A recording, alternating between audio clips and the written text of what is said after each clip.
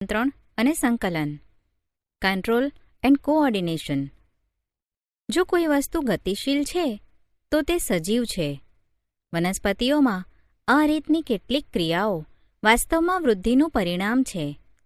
એક બીજ અંકુરિત થાય છે અને વૃદ્ધિ કરે છે, અને આપણે જોઈ શકીએ છીએ કે તે માટીને બાજુમાં ધકેલી નાનો છોડ બહાર આવે છે. પરંતુ જો તેમની વૃદ્ધિ રોકાઈ જાય તો આ ક્રિયાઓ થતી નથી. મોટાભાગના પ્રાણીઓમાં અને કેટલીક વનસ્પતિઓમાં કેટલીક ક્રિયાઓ વૃદ્ધિની સાથે સંબંધિત હોતી નથી.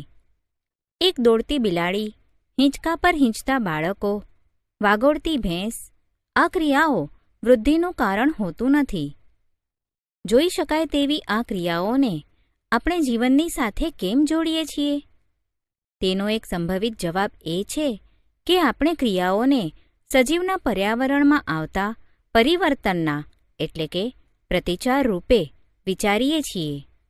બિલાડી એટલા માટે દોડતી હશે કારણ કે તેણે એક ઉંદરને જોયો હતો. માત્ર આ જ નહીં, આપણે ક્રિયાને સજીવો દ્વારા કરેલા એક એવા પ્રયત્નના સ્વરૂપમાં પણ વિચારીએ છીએ કે જેમાં તેમના પર્યાવરણમાં થયેલા પરિવર્તન તેમના માટે લાભદાયી હોય. સૂર્યના પ્રકાશમાં છોડ કે વનસ્પતિ વૃદ્ધિ કરે છે. બાળકો હિંચકાથી આનંદ પ્રાપ્ત કરવાનો પ્રયત્ન કરે છે. ભેંસ વાગોળે છે કે જેથી ખોરાકના નાના ટુકડાઓમાં રૂપાંતરિત થાય અને તેનું પાચન સરળતાથી થઈ શકે. જ્યારે તીવ્ર પ્રકાશ આપણી આંખો પર ફોકસ થાય છે કે જ્યારે આપણે કોઈ ગરમ વસ્તુને અડકીએ છીએ તો બદલાવ અનુભવીએ છીએ કે પોતાનો બચાવ કરવા માટે પ્રતિચાર આપે છે એવું પ્રતીત થાય છે. જો આપણે તેના વિશે વધારે વિચાર કરીએ તો એવું પ્રતીત થાય છે કે પર્યાવરણની ક્રિયાને પ્રતિ આ ક્રિયાઓ સાવચેતીથી નિયંત્રિત થાય છે. પર્યાવરણમાં પ્રત્યેક પરિવર્તનની પ્રતિચાર રૂપે એક યોગ્ય ક્રિયા ઉત્પન્ન થાય છે. જ્યારે આપણે વર્ગમાં આપણા મિત્રોની સાથે વાત કરવા માંગતા હોઈએ છીએ ત્યારે આપણે જોરથી બૂમો પાડવાની તુલનામાં ધીમે ધીમે વાતો કરીએ છીએ. સ્પષ્ટ રીતે કોઈપણ ક્રિયા જે ઘટના પર નિર્ભર કરે છે તેને પ્રેરિત કરે છે. આમ આ રીતની નિયંત્રિત ક્રિયાને પર્યાવરણમાં ભિન્ન ઘટનાઓના જ્ઞાનની સાથે સાંકળવી જોઈએ, જે ક્રિયાને અનુરૂપ ક્રિયા પ્રતિચાર રૂપે એટલે કે પ્રતિસાદ કરી શકાય. બીજા શબ્દોમાં, સજીવોએ તે તંત્રોનો ઉપયોગ કરવો જોઈએ જે નિયંત્રણ અને સંકલનનું કાર્ય કરે. બહુકોષીય સજીવોમાં શરીરના આયોજનના સામાન્ય સિદ્ધાંતને ધ્યાનમાં રાખીને એ કહી શકીએ કે વિશિષ્ટકરણ પામેલી પેશીનો ઉપયોગ આ નિયંત્રણ અને સંવાદિતતાની પ્રવૃત્તિમાં થાય છે. પ્રાણીઓ ચેતાતંત્ર એટલે કે એનિમલ્સ નર્વસ સિસ્ટમ. પ્રાણીઓમાં આ નિયંત્રણ અને સંકલન ચેતા અને સ્નાયુ પેશી દ્વારા થાય છે. આકસ્મિક પરિસ્થિતિમાં ગરમ પદાર્થને અડકવું આપણા માટે હાનિકારક હોઈ શકે છે.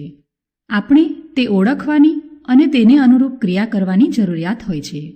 આપણે કેવી રીતે જાણી શકીશું કે આપણે ગરમ વસ્તુને અડકી રહ્યા છીએ? આપણા પર્યાવરણમાંથી બધી સૂચનાઓની ઓળખ કેટલાક ચેતાકોષોના વિશિષ્ટીકરણ પામેલા ટોચના તંતુઓ દ્વારા થાય છે.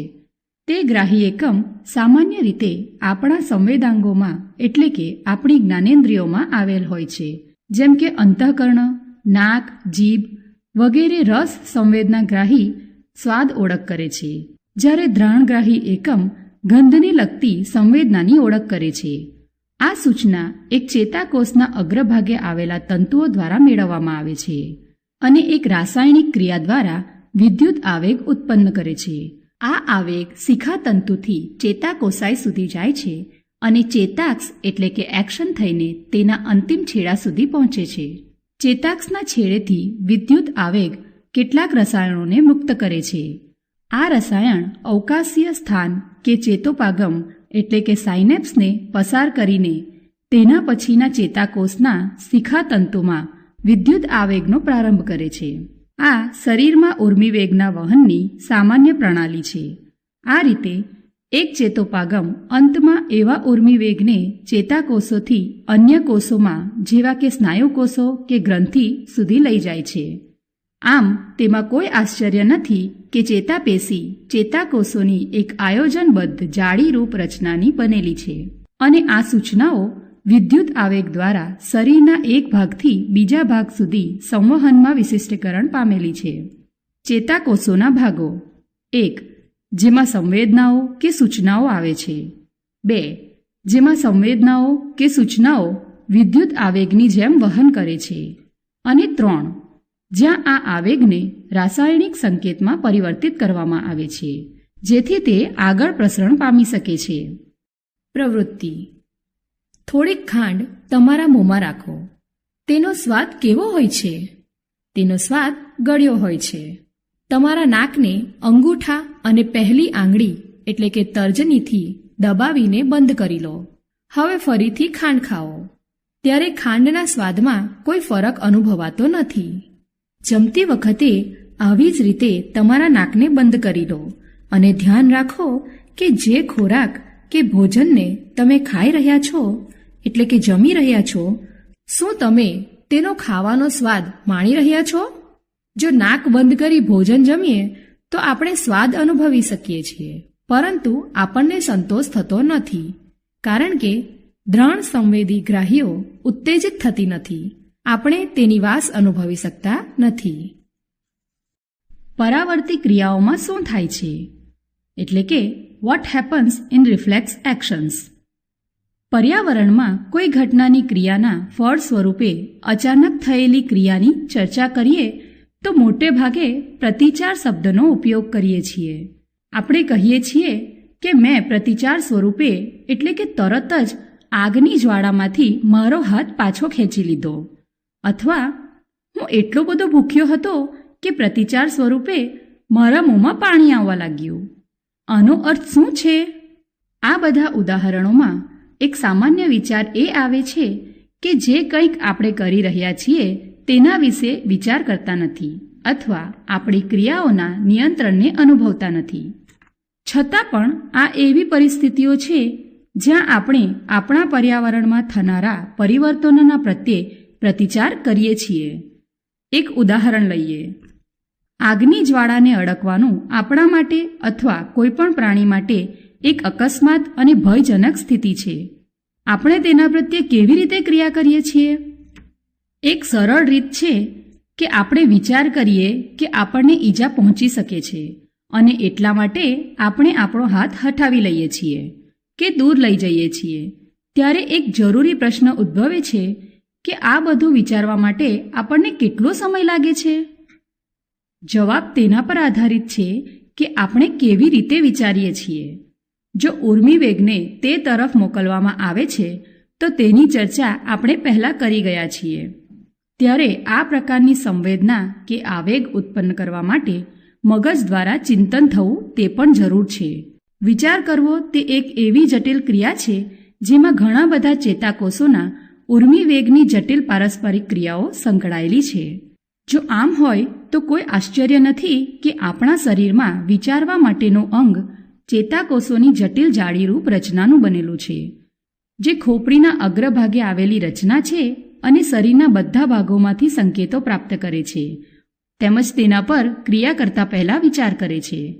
નિસંદેહ આ સંકેતો પ્રાપ્ત કરવા માટે ખોપરીમાંનું મગજ શરીરના વિવિધ ભાગોથી આવતી ચેતાઓ સાથે જોડાયેલું હોવું જોઈએ. આ રીતે જો મગજનો આ ભાગ સ્નાયુઓની ક્રિયા કરવાનો આદેશ આપે છે તો ચેતાઓ આ સંકેતોને શરીરના વિવિધ ભાગો સુધી લઈ જવા જોઈએ. આપણે કોઈ ગરમ વસ્તુને અડકીએ અને મગજને આ બધી ક્રિયાઓ કરવી પડે તો ઘણો સમય લાગે અને આપણે દાઝી જઈએ. ઉષ્માની સંવેદનાના વિષયમાં વિચારીએ તો જે ચેતા ઉષ્માની અનુભૂતિ કરે છે તે સ્નાયુઓના હલનચલન કરાવે તેવી ચેતા સાથે સરળ રીતે જોડાયેલી હોવી જોઈએ, જેથી સંવેદના ગ્રહણ અને તેના પ્રતિચારની ક્રિયા ઝડપથી થઈ શકે. આવા જોડાણને પરાવર્તી કમાન કહે છે. ચોક્કસપણે તો બંને ચેતા સૌપ્રથમ જ્યાં મળે તે જગ્યાએ જ હોવું જોઈએ. આખા શરીરની ચેતાઓ મગજ તરફ જતી વખતે કરોડરજ્જુમાં મળે છે. આ કરોડરજ્જુમાં જ પરાવર્તી કમાન રચાય છે, જે કે સંવેદના આગળ વધીને મગજ સુધી પણ પહોંચે તો છે જ. મોટાભાગના પ્રાણીઓમાં પરાવર્તી કમાન એટલા માટે વિકસિત હોય છે કારણ કે તેના મગજને વિચારવાની ક્રિયા ખૂબ જ સતેજ હોતી નથી. વાસ્તવમાં મોટાભાગના પ્રાણીઓમાં વિચારવા માટે જરૂરી જટિલ ચેતાકોષીય જાળ કાં તો અલ્પવિકસિત હોય છે અથવા ગેરહાજર હોય છે.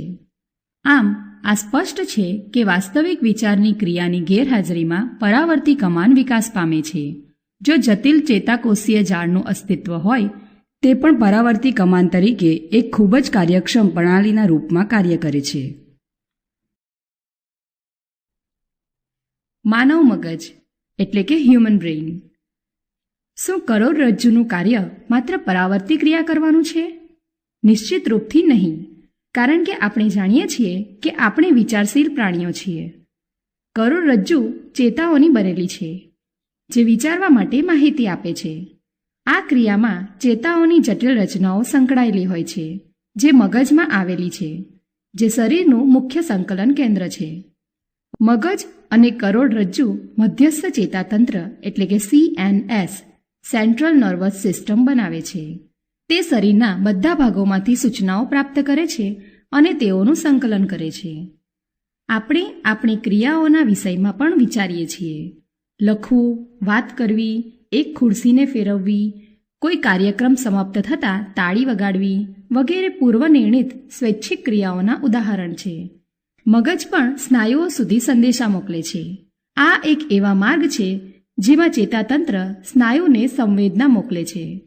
પરિધ્વર્તી ચેતાતંત્રની મદદથી મધ્યસ્થ ચેતાતંત્ર અને શરીરના અંગો વચ્ચે સંપર્ક સ્થાપવો શક્ય બને છે, જેમાં મગજમાંથી નીકળતી મસ્તિષ્ક ચેતાઓ અને કરોડરજ્જુમાંથી નીકળતી કરોડરજ્જુ ચેતાઓ સહાયક બને છે. આમ મગજ વિચારો મુજબ કાર્ય કરવા પ્રેરે છે. જુદી જુદી સંવેદના અને તેના પ્રતિચારોના સંકલનની જટિલ પ્રક્રિયામાં મગજના વિવિધ ભાગો સંકળાયેલા છે. મગજમાં આ મુજબના મુખ્ય 3 ભાગો કે પ્રદેશો છે: અગ્રમગજ, મધ્ય મગજ અને પશ્ચ મગજ છે. મગજનો મુખ્ય વિચારવાવાળો ભાગ અગ્રમગજ છે. તેમાં વિવિધ ગ્રાહી એકમોથી સંવેદનાઓ મેળવવા માટેના વિસ્તારો આવેલા હોય છે.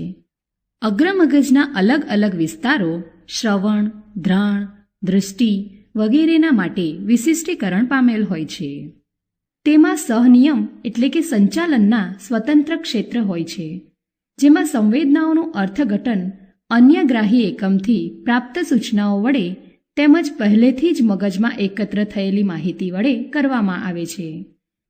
આ બધા પર આધારિત એક નિર્ણય લઈ શકાય કે ક્રિયા અને સૂચનાઓ ચાલક ક્ષેત્ર એટલે કે વિસ્તાર સુધી કેવી રીતે પહોંચાડી શકાય, જે ઐચ્છિક સ્નાયુઓની ક્રિયાને નિયંત્રિત કરે છે. જો કે કેટલીક સંવેદનાઓ જોવા કે સાંભળવાથી પણ વધારે જટિલ છે, જેમ કે આપણને કેવી રીતે ખબર પડી કે આપણે યોગ્ય માત્રામાં ભોજન આરોગી ચૂક્યા છીએ, આપણું પેટ પૂરું ભરેલું છે. આ જાણવા માટે એક ભૂખ સંબંધિત કેન્દ્ર છે, જે અગ્રમગજમાં એક અલગ ભાગરૂપે છે. આવો પ્રતિચાર શબ્દનો બીજો ઉપયોગ પણ જોઈએ. જ્યારે આપણે કોઈ એવા ખાદ્ય પદાર્થને જોઈએ છીએ જે આપણને પસંદ હોય તો અનાયાસે આપણા મોઢામાં પાણી આવી જાય છે. હૃદયના સ્પંદનના વિશે આપણે વિચારતા નથી તો પણ તે કાર્ય થતું જ રહે છે. વાસ્તવમાં તેના વિશે વિચારી કે ઈચ્છા કરીને પણ સરળતાથી આપણે તે ક્રિયાઓ પર નિયંત્રણ કરી શકતા નથી. આમ સામાન્ય રીતે કીકીના કદમાં પરિવર્તન જેવી પરાવર્તી ક્રિયા અને ખુરશીને ખસેડવા જેવી વિચારેલી ક્રિયાની વચ્ચે એક અન્ય સ્નાયુ ગતિનો સમન્વય છે, જેના પર આપણા વિચારનું કોઈ નિયંત્રણ હોતું નથી. આ અનૈચ્છિક ક્રિયાઓ મધ્ય મગજ અને પશ્ચિમ મગજથી નિયંત્રિત હોય છે.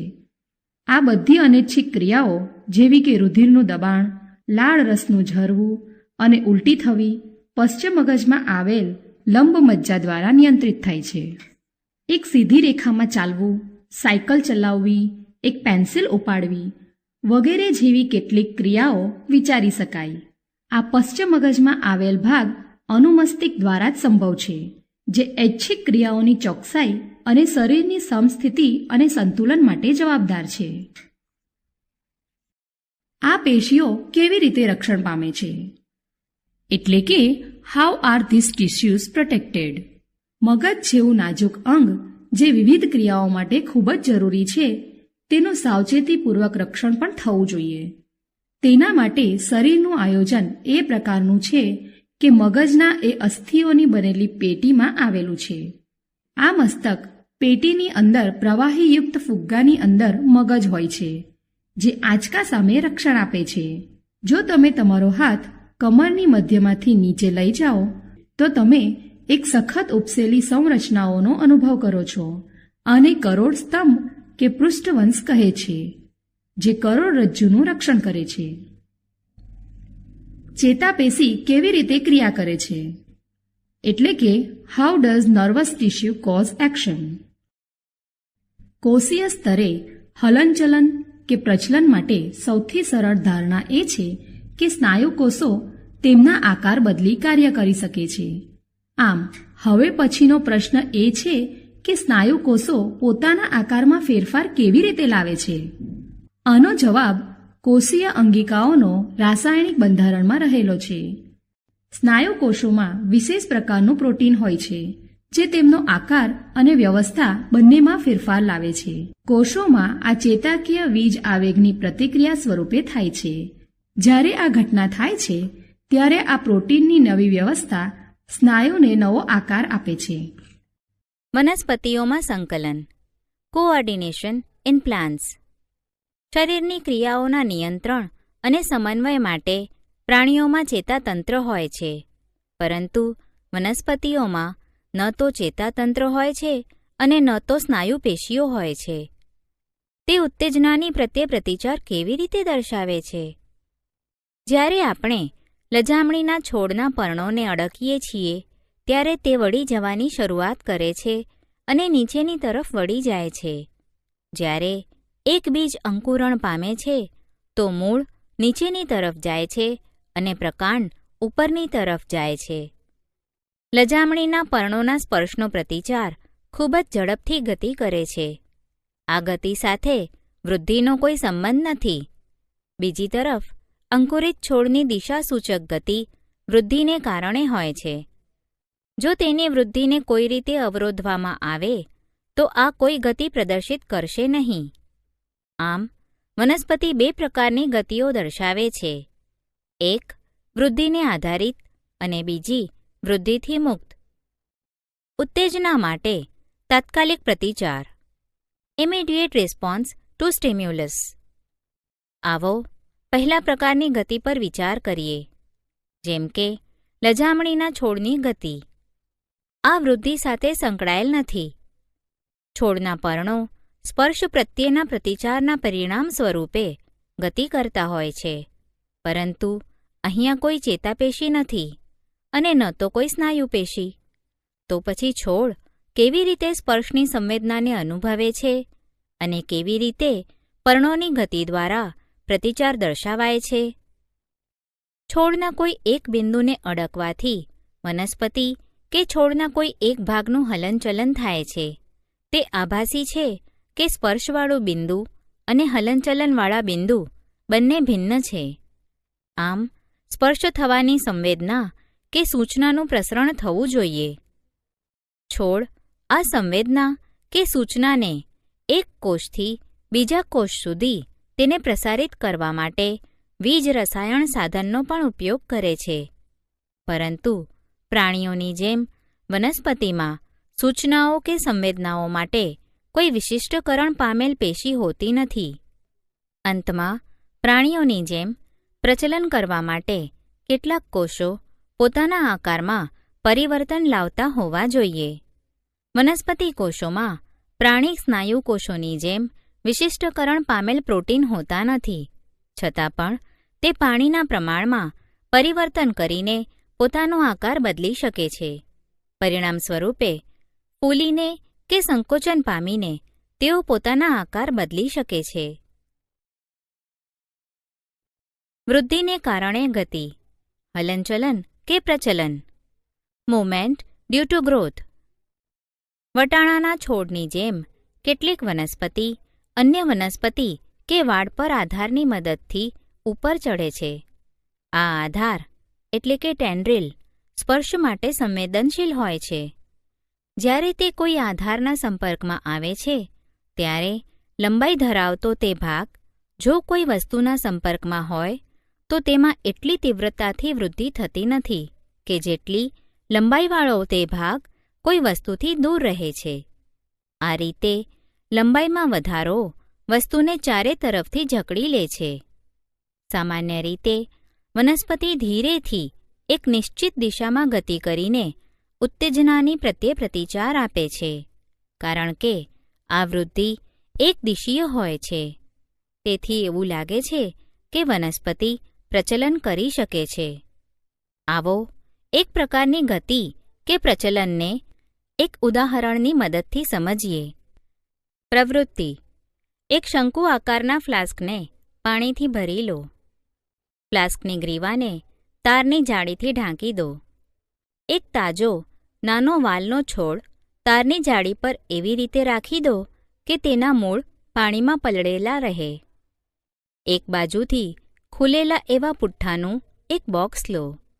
ફ્લાસ્કને બોક્સમાં એવી રીતે મૂકો કે જેથી બોક્સની ખુલ્લી બાજુએથી બારી તરફથી જ્યાંથી પ્રકાશ આવે છે તે રીતે ગોઠવો.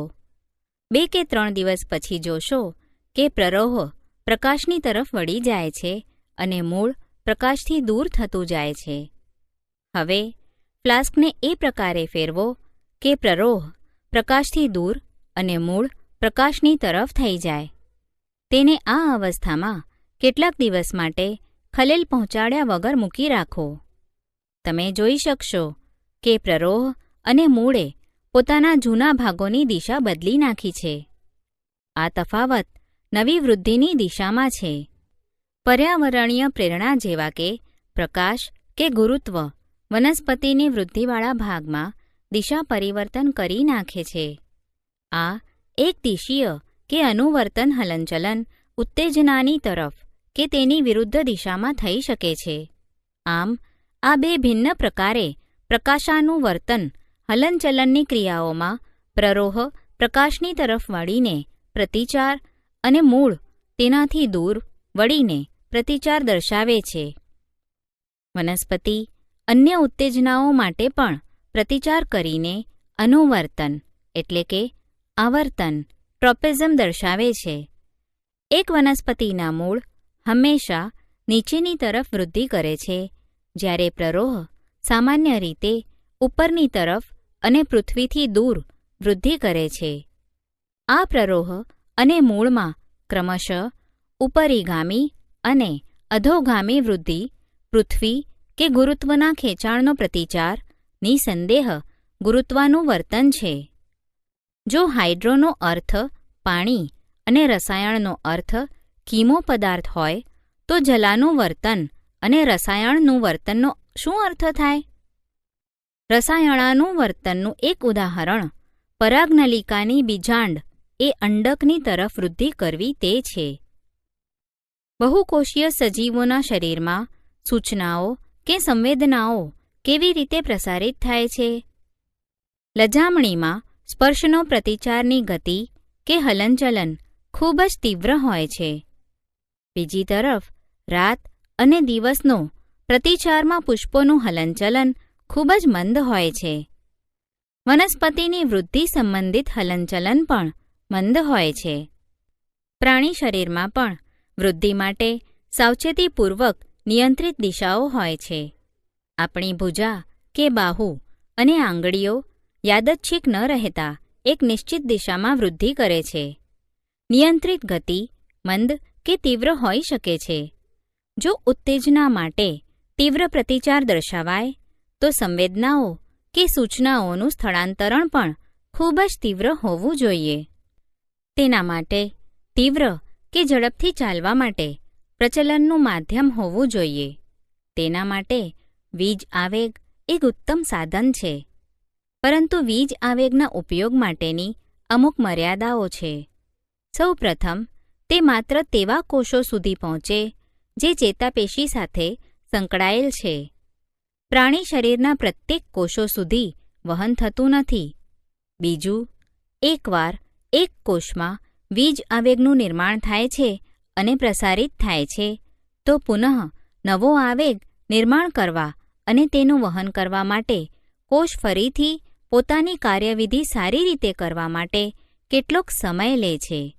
બીજા શબ્દોમાં, કોષો સતત વીજ આવેગનું નિર્માણ કરી શકતા નથી અને તેનું વહન કરી શકતા નથી. તેમાં કોઈ આશ્ચર્ય નથી કે મોટા ભાગના બહુકોષીય સજીવ કોષોના મધ્ય પ્રસરણ માટે અન્ય સાધનોનો ઉપયોગ કરે છે. આપણે પહેલાં જ રાસાયણિક વહન કે પ્રસરણનો સંદર્ભ આપી ગયા છીએ.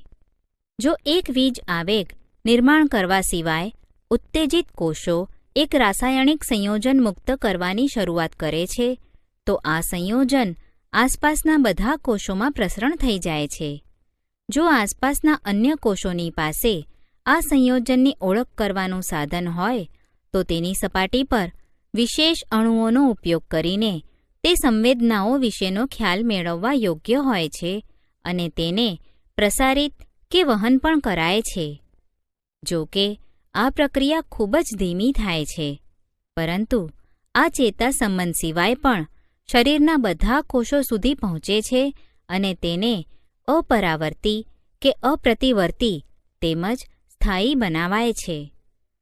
બહુકોષીય પ્રાણીઓ દ્વારા નિયંત્રણ તેમજ સંકલન માટે આવેલો આ અંતઃસ્ત્રાવ આપણી આશાને અનુરૂપ વિવિધતા દર્શાવે છે. વિવિધ વનસ્પતિ અંતઃસ્ત્રાવો વૃદ્ધિ, વિકાસ અને પર્યાવરણના પ્રત્યે પ્રતિચારનું સંકલન કરવામાં મદદરૂપ થાય છે. તેના સંશ્લેષણનું સ્થાન તેની ક્રિયાના વિસ્તારથી દૂર હોય છે અને સામાન્ય કે સરળ પ્રસરણ દ્વારા તે ક્રિયા વિસ્તાર સુધી પહોંચી જાય છે. જ્યારે વૃદ્ધિ કરતી વનસ્પતિને પ્રકાશને આધારે નક્કી કરાય છે, એક અંતઃસ્ત્રાવ જેને ઓક્ઝિન કહે છે, આ પ્રરોહના અગ્રભાગમાં સંશ્લેષણ પામે છે અને કોષોની લંબાઈમાં વૃદ્ધિ કરવામાં મદદરૂપ બને છે. જ્યારે વનસ્પતિ પર એક તરફથી પ્રકાશ આવી રહ્યો છે, ત્યારે ઓક્ઝિન પ્રસરણ પામીને પ્રરોહના છાયાવાળા ભાગમાં, એટલે કે પ્રકાશ ઓછો હોય તે ભાગમાં આવી જાય છે. પ્રરોહની પ્રકાશથી દૂર આવેલી બાજુમાં ઓક્ઝિનનું સંકેન્દ્રણ કોષોની લંબાઈમાં વૃદ્ધિ કરવા માટે ઉત્તેજિત કરે છે. આમ વનસ્પતિ પ્રકાશની તરફ વળતી જોવા મળે છે. વનસ્પતિ અંતઃસ્ત્રાવોનું બીજું ઉદાહરણ જિબ્રેલિન છે, જે ઓક્સિનની જેમ પ્રકાંડની વૃદ્ધિમાં મદદરૂપ થાય છે. સાયટોકાઇનિન કોષ વિભાજનને પ્રેરિત કરે છે અને તેથી આ તે વિસ્તારોમાં હોય જ્યાં કોષ વિભાજન ઝડપથી થતું હોય છે. વિશેષ રૂપથી ફળ અને બીજમાં વધારે સાંદ્રતા મળી આવે છે. આ તે વનસ્પતિ અંતઃસ્ત્રાવોના ઉદાહરણ છે જે વૃદ્ધિમાં સહાયક બને છે, પરંતુ અવરોધનારા અંતઃસ્ત્રાવોનું એક ઉદાહરણ છે. પર્ણોના કરમાઈ જવાની ઘટના તેની અસરની સાથે સંકલિત છે. પ્રાણીઓમાં અંતઃસ્ત્રાવો, હોર્મોન્સ ઇન એનિમલ્સ. રસાયણ કે અંતઃસ્ત્રાવ પ્રાણીઓમાં સૂચનાઓનું પ્રસારણના સાધનની જેમ ઉપયોગમાં આવે છે. કેટલાક પ્રાણીઓ, જેવા કે ખિસકોલીને લો, જ્યારે તે પ્રતિકૂળ પરિસ્થિતિમાં હોય તો તે પોતાના શરીરને લડવા માટે કે ભાગી જવા માટે તૈયાર કરે છે. બંને ખૂબ જટિલ ક્રિયાઓ છે જેને નિયંત્રિત કરવા માટે ખૂબ જ ઊર્જાની જરૂરિયાત હોય છે.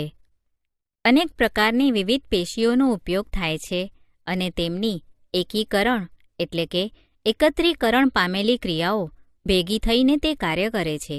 જેમ કે લડવાની કે દોડવાની બે એકાંતર ક્રિયાઓ એકબીજાથી બિલકુલ અલગ છે. આમ અહીંયા એક સ્થિતિ છે કે જેમાં કેટલીક સામાન્ય તૈયારીઓ શરીરમાં લાભદાયક હોય છે. આ તૈયારીઓ આદર્શ રૂપે નજીકના ભવિષ્યમાં કોઈપણ ક્રિયાને સરળ કરી નાખે છે. જો ખિસકોલીના શરીરમાં ચેતાકોષ દ્વારા માત્ર વીજ આવેગ પર આધારિત હોય તો હવે પછીની ક્રિયાને કરવા માટે પ્રશિક્ષિત પેશીઓનું પરિસર મર્યાદિત હશે. બીજી તરફ જો રાસાયણિક સંકેત પણ મોકલી અપાય તો આ શરીરના બધા કોષો સુધી પહોંચી શકે અને જરૂરી પરિવર્તિત પર્યાવરણ મોટું થઈ જાત.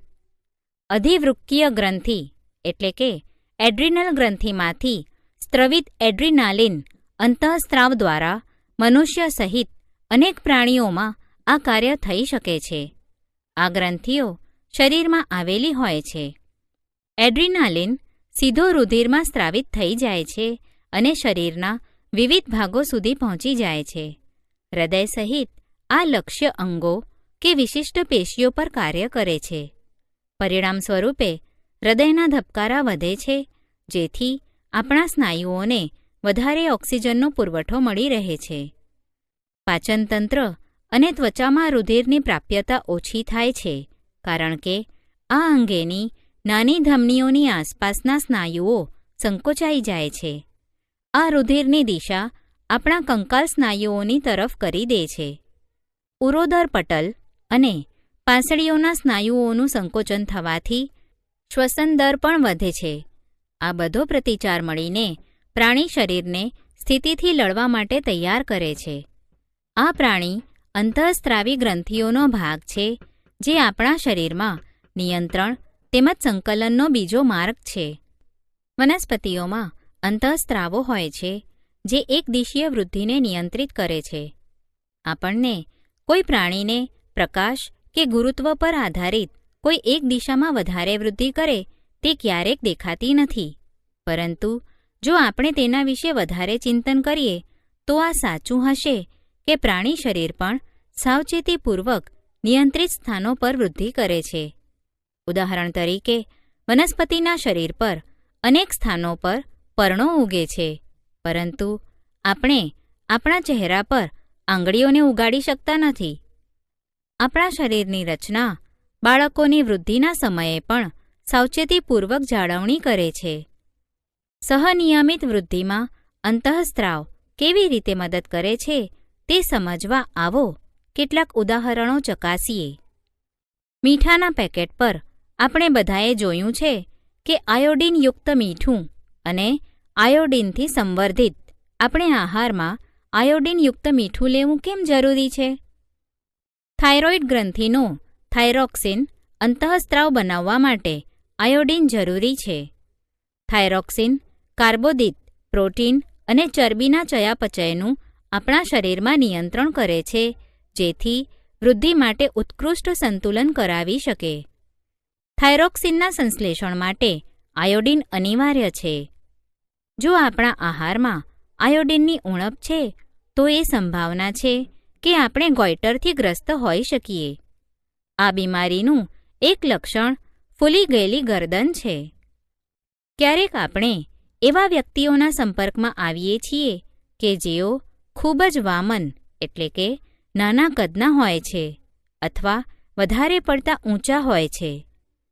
પિટ્યુટરી ગ્રંથિમાંથી સ્ત્રવિત થનારો અંતઃસ્ત્રાવોમાં એક વૃદ્ધિ અંતઃસ્ત્રાવ એટલે કે ગ્રોથ હોર્મોન GH છે. વૃદ્ધિ અંતઃસ્ત્રાવ GH શરીરની વૃદ્ધિ અને વિકાસને નિયંત્રિત કરે છે. જો બાલ્યાવસ્થામાં આ અંતઃસ્ત્રાવની ઉણપ સર્જાય તો આ વામનતાનું કારણ બને છે. જ્યારે તમારી અને તમારા મિત્રોની વય 10 થી 12 વર્ષની થયેલી હશે, ત્યારે તમારા અને તેઓની અંદર કેટલાય નાટકીય ભેદ કે ભિન્નતા જોઈ હશે. આ પરિવર્તન યુવાવસ્થાના પ્રારંભ થવાની સાથે સંબંધિત છે, કારણ કે નરમાં ટેસ્ટોસ્ટેરોન અને માદામાં એસ્ટ્રોજનનો સ્ત્રાવ થાય છે.